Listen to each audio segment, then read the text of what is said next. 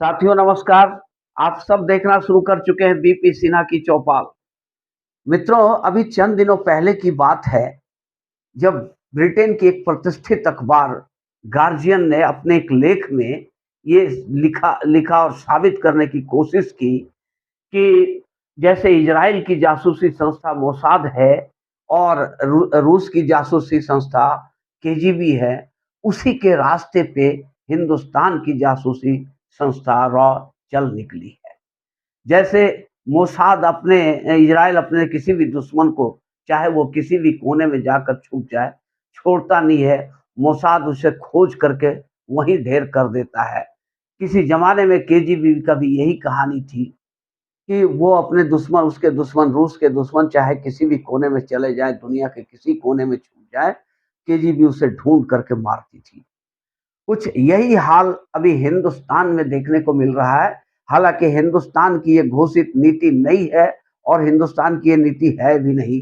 मैं भी आपसे ये कह रहा हूँ, मैं कतई ये नहीं कह रहा हूँ कि हिंदुस्तान भी उसी रास्ते पे चलकर कत्लेआम मचा रहा है। ऐसा संभव नहीं है। लेकिन ये ब्रिटिश अखबार गार्जियन का दावा है कि मोसाद और केजीबी की तर्ज पे अब हिंदुस्तानी जासूसी संस्था रॉ भी काम कर रहा है। 2020 से ही पाकिस्तान में घुसकर आतंकवादियों को सल्टाते जा रहा है, निपटाते जा रहा है एक-एक करके। अभी तक 20 आतंकवादियों को निपटा चुका है हिंदुस्तान। कनाडा से लेकर इंग्लैंड और अमेरिका तक में अपने शत्रुओं को छोड़ नहीं रहा है। हर जगह कोई जहर से मर रहा है, किसी को किडनैप कर लिया जा रहा है, किसी को गोली मार दिया जा रहा है। किसी भी तरीके से ये सारे मरने वाले लोग जो हैं, वो हिंदुस्तान के ही दुश्मन हैं और एक-एक करके निपटाए जा रहे हैं। तो ज़ाहिर-सी बात है, पाकिस्तान तो रोना-पीटना उसका विधवा विलाप चालू है कि हिंदुस्तान हमारे अंदर में घुस करके दहशतगर्दी कर रहा है और दुनिया के देश इसे देख नहीं रहे हैं, कुछ बोल नहीं रहे हैं हिंदुस्तान को।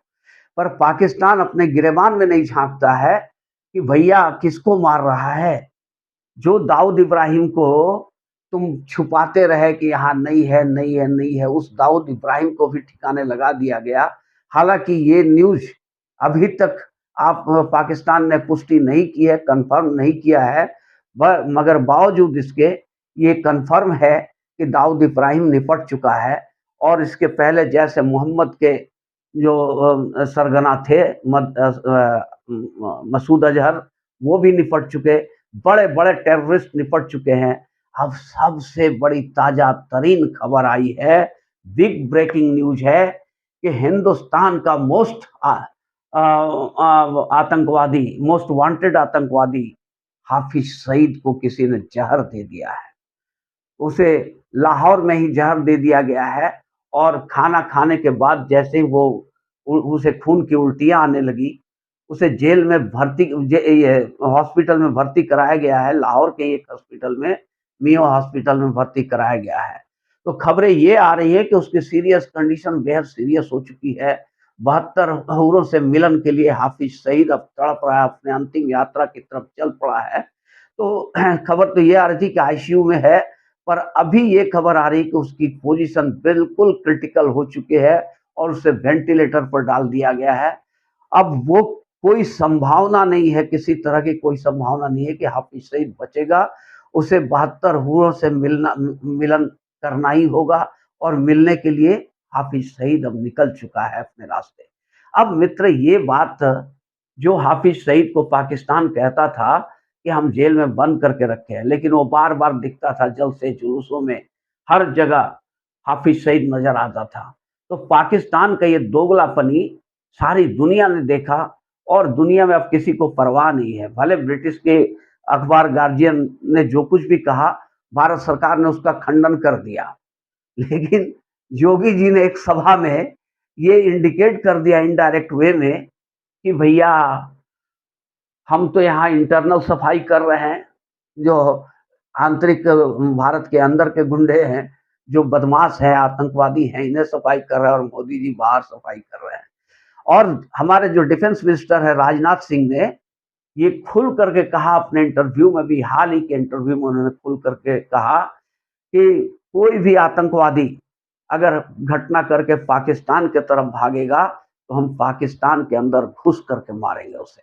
अब ये जो बयान है कि घर में घुस कर मारेंगे, ये मोदी जी भी दे रहे हैं, अमित शाह भी दे रहे हैं, गृह मंत्री अजीत डोभाल भी दे रहे हैं, विदेश मंत्री जयशंकर भी बोल रहे हैं और रक्षा मंत्री राजनाथ सिंह भी बोल रहे हैं। पाकिस्तान में हड़कंप मची हुई है। पाकिस्तान को समझ में नहीं आ रहा है करे तो क्या करें। आगे कुआं पीछे खाई जाओगे कहाँ मेरे भाई, आतंकवादी पालोगे तो हाल तो यही होगा। हिलरी क्लिंटन ने पाकिस्तान में खड़े होकर के कहा था कि आप जो सांप पाल रहे हो अपने आंगन में, तो ये मत सोचो कि ये पड़ोसी को ही डसेगा, ये आपको भी डसेगा और डसना शुरू हो गया है। पाकिस्तान की माली हालत, मुआशी हालत बिल्कुल खस्ता हो चुकी है। न खाने को आटा है, न पेट्रोल है, न डीजल है, न गैस है, कुछ भी नहीं है, न बिजली है, कुछ नहीं है, कुछ नहीं मिल रहा है। यहाँ तक कि लहसुन, प्याज, अदरक और नींबू, टमाटर और मिर्चा, धनिया के पत्ते पे भी आफत है। रोजा खोलने के लिए भी सोच रहे हैं पाकिस्तान के लोग, तो खोल नहीं पा रहे हैं। स्थिति इतनी भयावह हुई है, ये इन्हीं आतंकवादियों को पाल करके और कश्मीर से जो बैर लिया, कश्मीर कश्मीर पाकिस्तान करता रहा, उसी का नतीजा है कि पाकिस्तान आज हाफिज सईद ही वेंटिलेटर पे नहीं है, पाकिस्तान भी वेंटिलेटर पे चला गया है और पाकिस्तान के भी बचने की अब कोई आसार नजर नहीं आ रहे हैं। साथियों, यहाँ तक बने रहने के लिए धन्यवाद और हो सके तो वीडियो को लाइक और चैनल को सब्सक्राइब जरूर